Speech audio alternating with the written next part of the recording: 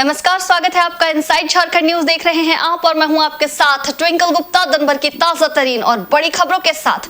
तो चलिए शुरुआत करते हैं। तो जमशेदपुर के होटलों में आने वाले लोगों का अब ऑनलाइन वेरिफिकेशन किया जा सकेगा। इस सुविधा की शुरुआत बिष्टुपुर के एक होटल से एसएसपी प्रभात कुमार ने किया और इसे लेकर आयोजित कार्यक्रम का उद्घाटन Jamshedpur hotel and restaurant association और एसएसपी प्रभात कुमार ने दीप प्रज्वलित कर किया।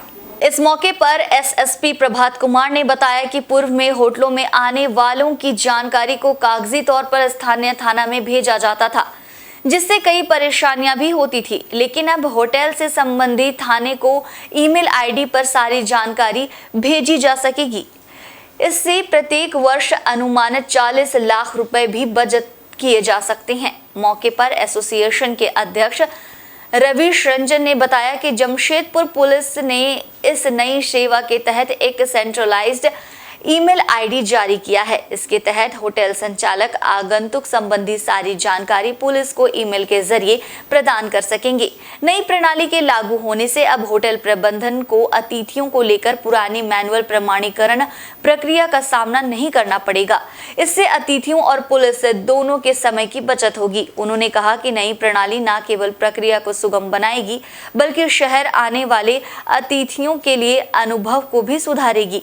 इसके तहत जमशेदपुर पुलिस ने एक समर्पित फोन नंबर के साथ नोडल अधिकारी की नियुक्ति की है, जिससे होटल गेस्ट किसी प्रकार की समस्या के लिए संपर्क कर सकेंगे। इस अवसर पर एसएसपी प्रभात कुमार ने शहर में आने वाले सैलानियों की सहूलियत के लिए एक हेल्पलाइन नंबर भी जारी किया है, जिस पर फोन कर सैलानी पुलिस से जुड़ी सारी जानकारियां प्राप्त कर सकते हैं।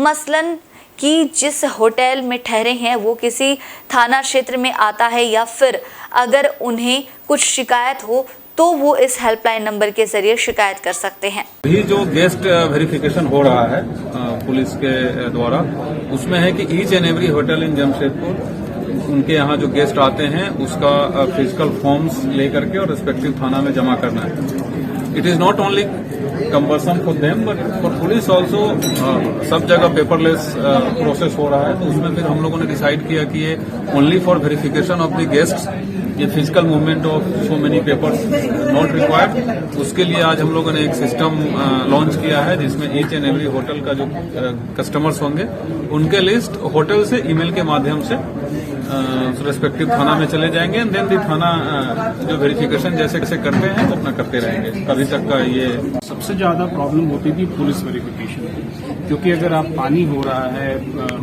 कोई भी बंदी है, कुछ भी है, तो आपको फिजिकली एक आदमी को भेजना है 6 किलोमीटर जाना और आना।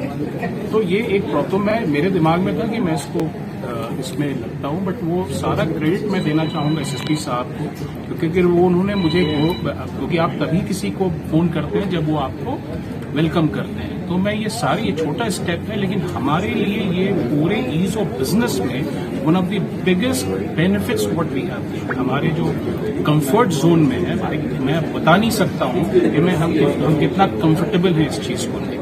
बहुत बड़ा इनिशिएटिव है और मेरे हिसाब से इनके रहते रहते हम लोग और भी बहुत कुछ करेंगे।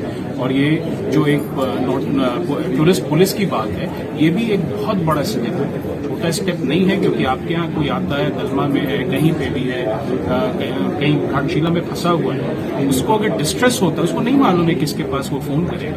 तो ये छोटी चीजें हैं लेकिन बहुत बड़ी बात है। तो मैं सारा और खबर जमशेदपुर से ही है, तो चोरों का आतंक यहां लगातार जारी है। बीती रात सिद्धगोड़ा थाना अंतर्गत शिव सिंह बगान के road number 9 quarter number 27A निवासी अधिवक्ता सुमन कुमार के घर को चोरों ने अपना निशाना बनाया और करीब 1.5 से 2 लाख रुपए के सामान ले उड़े।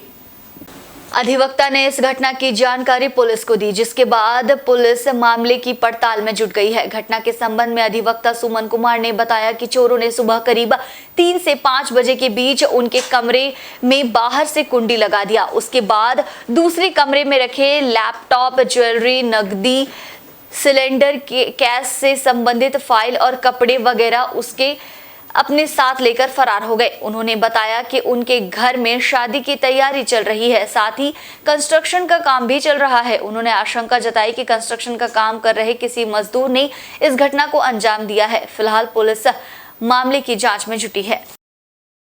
कल रात हम लोग सोए हुए थे, करीब 3 से 5 बजे तक, चूंकि मेरी बेटी जागी हुई थी, पढ़ाई कर रही थी। एक ही रूम में हम लोग सोते हैं, इस रूम में हम लोग सोए हुए थे। और सामने वाले रूम में चोरी हुई है, करीब 1.5 लाख की चोरी हुई है। इसमें लैपटॉप, कुछ जरूरी मैंने केस रिलेटेड फाइल्स था, और ज्वेलरी और कुछ कपड़े। शादी की, चूंकि शादी का माहौल था, शादी का ही चल रहा है हमारे घर में। कुछ शॉपिंग वगैरह करके हम लोग आए थे, कुछ नए कपड़े थे वो ले गया, और ज्वेलरी कुछ ले गया। कैश मेरे पॉकेट से करीब 1,000-1,500 रुपये कैश ले गया। एटीएम वगैरह छोड़ के गया है, एटीएम छोड़ गया। लेकिन दुख की बात यह है कि मेरा कुछ फाइल्स ले गया, जिसमें राइट के कुछ मैंने केस डिटेल्स थे, किसी का कुछ रजिस्ट्रेशन का पेपर्स थे, वो सारा कुछ ले गया। ये घटना हुई है, पुलिस को मैंने रिपोर्ट किया है, और ओडी अफसर आएंगे, अभी फिर देखेंगे क्या है। और इधर बात करते हैं आदित्यपुर की, तो यहाँ क्षेत्र में मोबाइल और बाइक की चोरी की घटनाओं के बाद अब शातिर चोर डेयरी दूध के पैकेट की चोरी पर भी उतर आए हैं। ताजा मामला गुरुवार की सुबह का है, जहां आदित्यपुर पान दुकान चौक से सटे मुख्य सड़क रोड नंबर 1 में चोरों ने डेयरी दूध के पैकेट पर अपने हाथ साफ की। एक दुकान के बाहर रखे दूध भरे 4 ट्रे को बाइक पर सवार 2 चोर ले भागे। बताया जाता है कि आदित्यपुर मुख्य सड़क के रोड नंबर 1 स्थित मोदी स्टोर के बाहर 4 दूध के ट्रे को गुरुवार की सुबह करीब 6:45 बजे बाइक पर सवार होकर आए 2 युवकों ने बाइक पर रखा और उसे लेकर फरार हो गए। दुकानदार ने जब बाहर आकर देखा तो दूध के सभी ट्रे गायब थे। फौरन सीसीटीवी फुटेज चेक करने पर पाया गया कि हरे रंग की सुपर स्प्लेंडर बाइक पर सवार होकर आए 2 युवक दूध से भरे ट्रे को चुराकर भागते दिख रहे हैं। इधर दूध चोरी की इस घटना के साथ चोरों की बाइक का नंबर प्लेट भी सीसीटीवी कैमरे में कैद हो गया है। मामले की शिकायत आदित्यपुर थाना में की गई है। उसके बाद पुलिस सीसीटीवी फुटेज के आधार पर मामले की जांच में जुट गई है। और इधर बात करते हैं चलिए पूर्वी सिंहभूम की, तो यहाँ जिले के पोटका प्रखंड के कोवाली थाना परिसर में बकरीद के मद्देनजर विधि व्यवस्था को लेकर पीस कमेटी की बैठक आयोजित की गई। इस बैठक में मुस्लिम धर्मावलंबियों की उपस्थिति नहीं के बराबर रही। इस बैठक में पोटका के बीडीओ निखिल कश्यप, इंस्पेक्टर इंद्रदेव राम, जिला परिषद सूरज मंडल सहित अन्य लोग उपस्थित रहे। हालांकि इस पीस कमेटी की बैठक में मुस्लिम धर्मावलंबियों की उपस्थिति नगण्य रही। वहीं उपस्थित लोगों ने कहा कि बकरीद के मौके पर हम सब एक साथ पर्व मनाते आए हैं और हम सब एकता का परिचय देते रहे हैं। इस बार भी ये पर्व शांतिपूर्वक ढंग से हो, इसके लेकर हम सभी तैयार हैं। इस मौके पर जिला परिषद सूरज मंडल ने कहा कि दूसरे पक्ष के लोगों की उपस्थिति नगण्य है। इसका तात्पर्य ये है कि किसी कारण से उनमें नाराजगी है। दूसरी ओर बीडीओ निखिल कश्यप ने कहा कि हम सभी को बकरीद के मौके पर एकता का परिचय देते हुए एक साथ परंपरा के साथ पर्व मनाने को तैयार हैं। अभी जिस तरह से बकरीद का त्यौहार आने वाला है, तो इस त्यौहार के लिए शांति समिति का आयोजन किया गया था, और शांतिपूर्वक रूप से त्यौहार को मनाने के बारे में हमने विचार विमर्श किया। यहाँ पर गाइडलाइन ये बताया गया कि शांति से ये त्यौहार को मनाना है, और कोई भी प्रतिबंधित एक्टिविटी नहीं करना है, और अगर इस प्रकार की कोई सूचना मिलती है तो उसको प्रशासन के साथ में शेयर करना है, बताना है, और शांतिपूर्वक इस त्यौहार को मनाना है। रूमर्स पे ध्यान नहीं देना है ना। में निश्चित रूप से लोगों का उपस्थिति कम है। कहीं ना कहीं लोगों के प्रति एक आक्रोश है। इसी कारणवश हो सकता है लोग नहीं उपस्थित हुए हैं। और आज का जो शांति समिति का बैठक हुआ, लगभग एक पक्ष से लोग उपस्थित थे। प्रशासन विभाग से लगभग सभी पदाधिकारी उपस्थित थे। और मुझे लगता है बकरीद पर्व को लेके जो शांति समिति का बैठक आज तिथि तय की गई थी, उसमें एक समुदाय जो उपस्थित नहीं हुए हैं, मुझे लगता है उपस्थित होना चाहिए, क्योंकि इस बैठक में काफ़ी सारी चर्चाएं होती है, जो कि विभिन्न लोग विभिन्न तरीके के विचार रखते हैं। जो उचित विचार होता है, जो उचित सुझाव होता है, और सुझाव को सब लोग मानते हैं और उसको फॉलो करते हैं। तो इधर पूर्वी सिंहभूम जिले के डुमरिया के विधायक कार्यालय में झामुमो प्रखंड कमेटी की ओर से आयोजित प्रेस वार्ता में विधायक संजीव सरदार की पहल से भागा बांदी से भितरामदा होते हुए ओडिशा सीमा तक जाने वाली सड़क के चौड़ीकरण की जानकारी दी गई। प्रेस वार्ता में मुख्य वक्ता के रूप में झामुमो के प्रखंड अध्यक्ष मिर्जा सोरेन मौजूद रहे। उन्होंने बताया कि डुमरिया प्रखंड की बेहद महत्वपूर्ण सड़कों में से एक भागा बांदी से भितरामदा होते हुए ओडिशा सीमा तक जाने वाली सड़क की मजबूतीकरण और चौड़ीकरण का कार्य पथ निर्माण विभाग द्वारा बहुत जल्द किया जाएगा। सड़क का निर्माण कार्य 60 करोड़ 59 लाख की लागत से होगा। झारखंड बनने के बाद पहली बार डुमरिया जैसे पिछड़े प्रखंड में इस तरह की बड़ी योजना की स्वीकृति प्रदान की गई है। इसके लिए प्रखंड कमेटी ने मुख्यमंत्री हेमंत सोरेन और विधायक संजीव सरदार की पहल की सराहना की।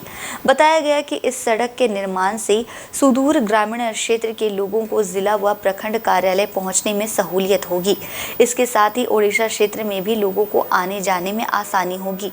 इससे अंतर्राज्यीय व्यापार को भी बढ़ावा मिलेगा। प्रेस वार्ता में 20 सूत्रीय अध्यक्ष भागत बास्के, जयपाल सिंह मुर्मू, भगत हांसदा समेत अन्य कार्यकर्ता उपस्थित थे। आज का जो प्रेस कॉन्फ्रेंस है कि डुमरिया प्रखंड के लिए राज्य के मुख्यमंत्री हेमंत सोरेन ने पथ निर्माण विभाग से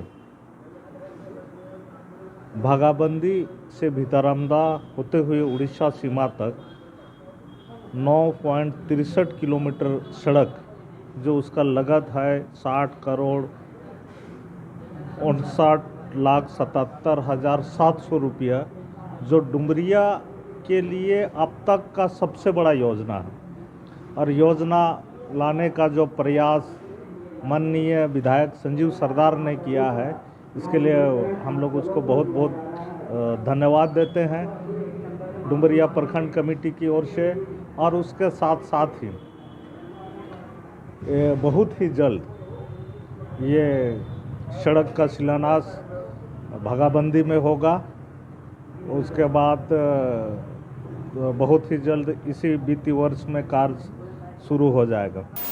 और इधर भारतीय रेलवे की शाखा Indian railway catering and tourism corporation limited की पूर्वी क्षेत्र ने देखो अपना देश के तहत भारत गौरव ट्रेन से हरिद्वार, ऋषिकेश, माता वैष्णो देवी, अमृतसर, आगरा, मथुरा, वृंदावन और अयोध्या का भ्रमण कराने जा रही है। इस बात की जानकारी रांची स्थित रेलवे स्टेशन के पास एक प्रेस वार्ता कर दी गई। भारत गौरव ट्रेन योजना के तहत भारतीय रेलवे रेल पर्यटन को बढ़ावा देने के लिए लगभग 33% रियायत प्रदान कर रहा है।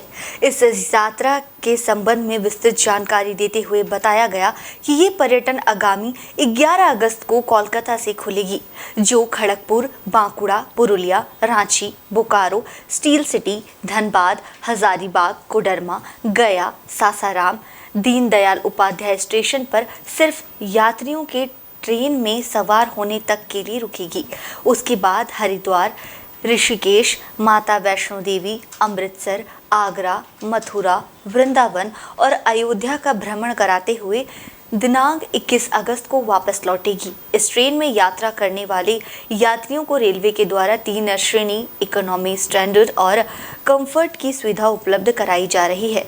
बुकिंग के लिए इच्छुक पर्यटक यात्रा संबंधी विस्तृत जानकारी और बुकिंग के लिए IRCTC की वेबसाइट में जाकर इसकी पूरी जानकारी ले सकते हैं।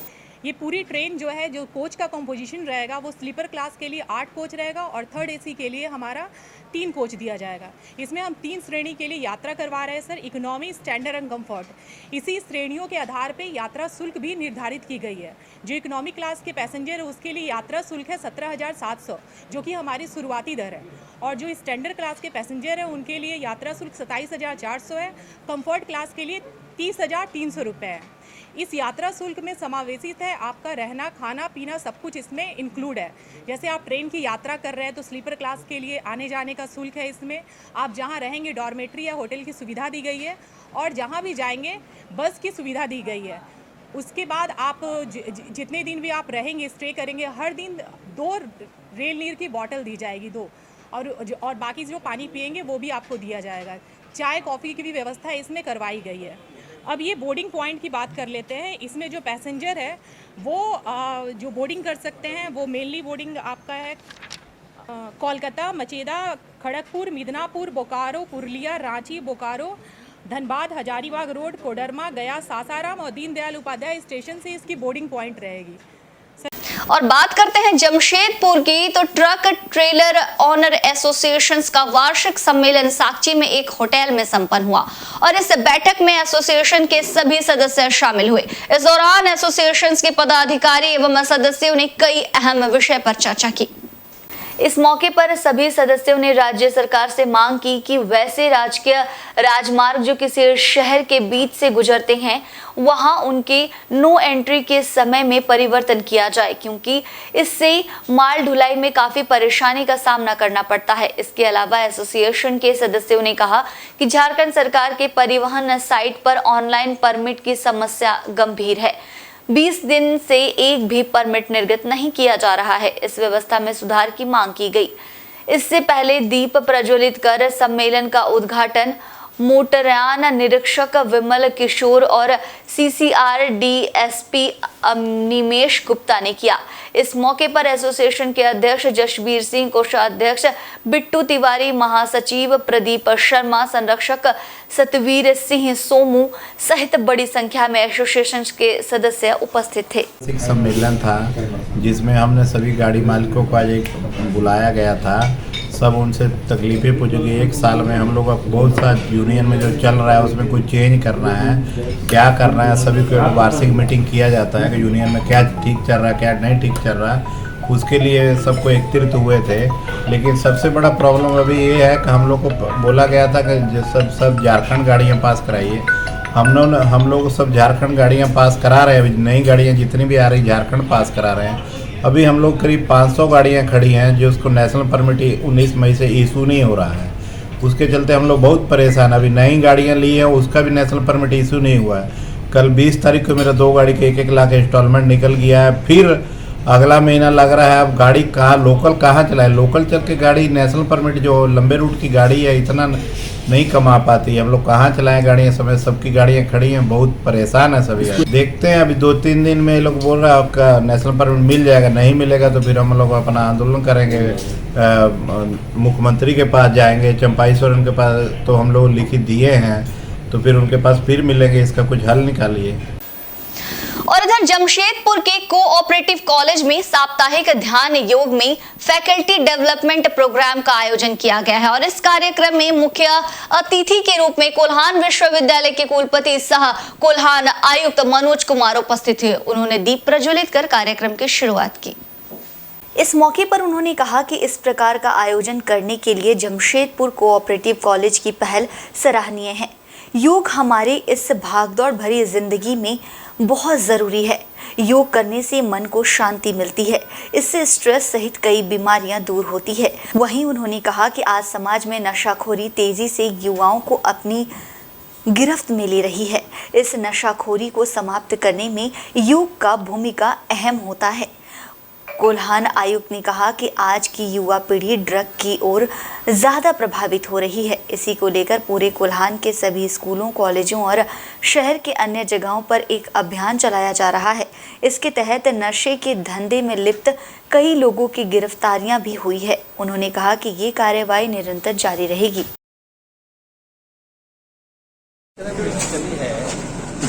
योग दिवस ये आयोजित 7 डे लॉन्ग हमारा कार्यक्रम है, फैकल्टी डेवलपमेंट प्रोग्राम और ब्लिसफुल लिविंग। इसमें योग के माध्यम से हमें अंतर का डेवलपमेंट, ताकि स्वस्थ मन रहे, स्वस्थ शरीर रहे, उस पर एक कार्यक्रम किया जा रहा है, ट्रेनिंग दी जा रही है। इसमें Indian institute of yoga and management से इस विषय के विशेषज्ञ लोग आचार्य आए हैं, वो ट्रेनिंग देंगे। इसमें कॉलेज के प्रिंसिपल, प्रोफेसर, स्टूडेंट्स आदि पार्टिसिपेट करेंगे। ये है बहुत जरूरी, क्योंकि इससे हमारा मन भी स्वस्थ होता है, शरीर भी स्वस्थ रहता है और हम फुल एफिशिएंसी से काम भी कर सकते हैं। अगर शरीर स्वस्थ रहेगा तो भी हमारा हम अपने कामों को अच्छा करते हैं, अदरवाइज तो हम फेल करेंगे।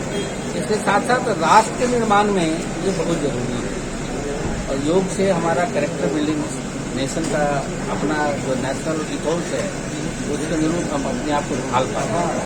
और सरायकेला में भगवान प्रभु जगन्नाथ की रथ यात्रा के अवसर पर प्रतिवर्ष आयोजित होने वाले मेले को लेकर इस बार भी भव्य तैयारियां की गई है। और इस बीच जगन्नाथ पूजा कमेटी की ओर से आयोजित रथ मेले का सरायकेला एसडीओ रामकृष्ण कुमार ने विधिवत उद्घाटन किया।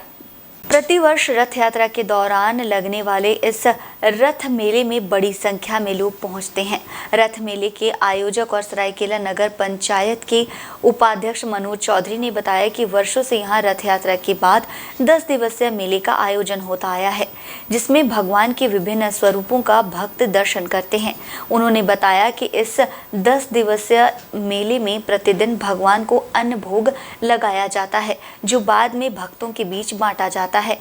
वहीं इस मौके पर एसडीओ रामकृष्ण कुमार ने कहा कि जगन्नाथ पूजा मेला कमेटी द्वारा आयोजित होने वाले इस मेले से पूरे क्षेत्र में भक्तिमय माहौल बनता है और लोग मेला का भरपूर आनंद उठाते हैं। इस दौरान लोगों से अधिक संख्या में मेले में शरीक होने की अपील की गई। इस मौके पर भाजपा नेता गणेश महाली समेत पूजा कमेटी के सदस्य मौजूद रहे। सरायकेला में आज से शुभारंभ हुआ। यह 10 दिनों का मेला है। जगन्नाथ पूजा कमेटी जो है इसका तन मन धन से जो है काफ़ी सहयोग कर रही है और इस मेला को सुव्यवस्थित करने में काफ़ी इनका सराहनीय योगदान रहा है। यहाँ का स्थानीय प्रशासन भी काफ़ी अच्छे तरीके से इसका मैनेज कर रहे हैं और सबसे ज़्यादा जो है मैं यहाँ के जो स्थानीय जनता को जो है बहुत साधुवाद देना चाहता हूँ, धन्यवाद देना चाहता हूँ कि उन लोगों का सहयोग काफ़ी सराहनीय रहा है। और चलिए इसी के साथ वक्त हो चला है एक बहुत ही छोटे से ब्रेक का, लेकिन ब्रेक के उस पर फिर मिलूंगी आपसे दिन भर की ताजा तरीन और बड़ी खबरों के साथ। तब तक के लिए झारखंड के तमाम बड़ी खबरों से अपडेट रहने के लिए देखते रहिए इनसाइड झारखंड न्यूज।